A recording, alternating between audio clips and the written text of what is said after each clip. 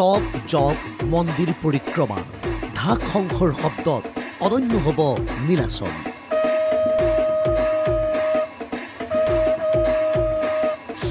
দেৱীৰ ৰজস্বলা হোৱাৰ লগে লগে আৰম্ভ অম্বুবাচীৰ মহাযুঁজ।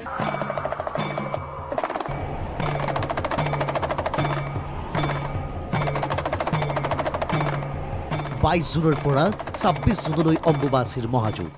মঙ্গলে মাঙ্গলে শিবে সৰ্বাৰথি সাধিকে ও শৰণে ত্ৰম্বিকে গৌৰী নাৰায়ণী নমোস্তুতে। নীলাচল লাহে লাহে আৰু অধিক মায়াময় হৈ পৰিব এই নীলাচল। কাৰণ এই নীলাচলৰ বুকুতে অৱস্থিত দেশৰ 51খন শক্তিপীঠৰ আন এক অন্যতম জাগ্ৰত পীঠ মা কামাখ্যা ধাম। প্ৰতি বছৰৰ দৰে এই শক্তি পীঠতেই অনুষ্ঠিত হ'ব মহা অম্বুবাচীৰ। 22 জুনৰ 2:56 প্ৰবৃত্তিৰ লগে লগেই বন্ধ হ'ব মা কামাখ্যা ধামৰ মূল দুৱাৰ। 25 জুনৰ পুৱতি নিশা 3:19 নিবৃত্তি। নিবৃত্তিৰ লগে লগেই 26 জুনত খোল খাব কামাখ্যাৰ মূল দুৱাৰ। লাখ লাখ ভক্তক আদৰিবলৈ সাজু জিলা প্ৰশাসন। সাজু হৈছে অম্বুবাচী পৰিচালনা সমিতি। কিদৰে সাজু হৈছে পৰিচালনা সমিতি সংবাদমেল যোগে জনালে এই কথা।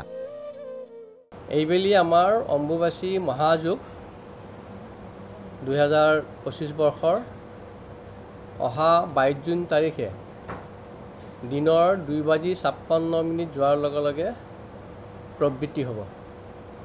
অৰ্থাৎ 22 জুনৰ দিনাখন 2:56 মন্দিৰৰ দুৱাৰ বন্ধ হ'ব।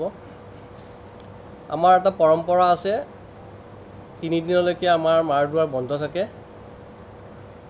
23, 24, 25 3 দিন বন্ধ হ'ব আৰু 26 তাৰিখে ৰাতিপুৱাই আমাৰ যিখিনি নিত্য কৰ্তব্য অৰ্থাৎ দেৱীৰ স্নান পৰ্বৰ পৰা পূজা আদি যিখিনি হ'ব সেইখিনি সমাপন কৰাৰ পাছত আমি তীৰ্থযাত্ৰীৰ কাৰণে দুৱাৰ মুকলি কৰি দিম। ভক্তৰ বাবে বিশেষ নিৰ্দেশনা। পুৱা 5 বজাৰ পৰা সন্ধিয়া 6 বজাৰ ভিতৰত ভক্ত আহিব পাৰিব নীলাচল পাহাৰলৈ। সন্ধিয়া 6 বজাৰ পিছত যাব নোৱাৰিব কামাখ্যা ধামলৈ। নিশা মন্দিৰৰ চৌহদত থাকিব নোৱাৰিব কোনো দৰ্শনাৰ্থী।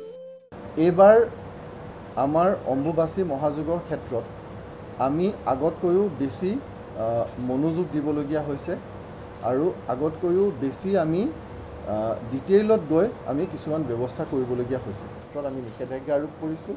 পুৱা 5 বজাৰ পৰা সন্ধিয়া 6 বজাৰ ভিতৰতহে আহিব পাৰিব, তাৰ বাহিৰে আৰু আহিব নোৱাৰিব।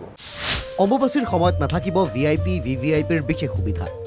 ভূমিস্খলন প্ৰবণ এলেকাত সষ্টম হৈ থাকিব NDRF, SDRF বাহিনী। ভক্তক ৰেলী কৰি নাহিবলৈ আহ্বান আৰক্ষীৰ।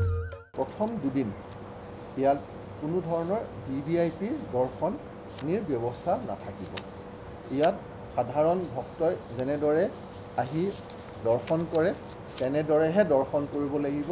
গতিকে সেই দুদিনৰ ক্ষেত্ৰত কোনো ধৰণৰ VVIP দৰ্শনী নাথাকিব। ভূমিস্খলন হোৱাৰ সম্ভাৱনা আছে, আশংকা আছে, সেই ঠাইখিনিত আমাৰ বিশেষ ব্যৱস্থা থাকিব। আমাৰ পুলিচ থাকিব, SDRF থাকিব, যাতে সেই ঠাইখিনিত আমি ভক্তসকলক আমি তৎক্ষণাত সেই ঠাইখিনি পাৰ কৰাব পাৰোঁ। ভিন্ন বেশভূষাৰ ভিন্ন বাবাৰ আগমন নীলাচললৈ। নাগা সন্যাসীৰ মুখত দেশমাতৃৰ ৰক্ষাৰ কথা।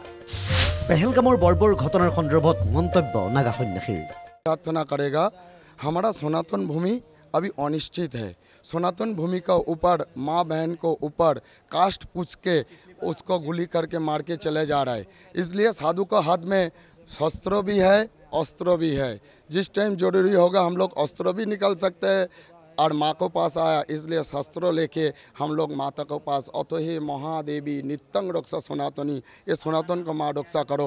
सब साधु गुरु वैष्णव 22 जून से हम लोग हवन पूजा में बैठ जाएंगे।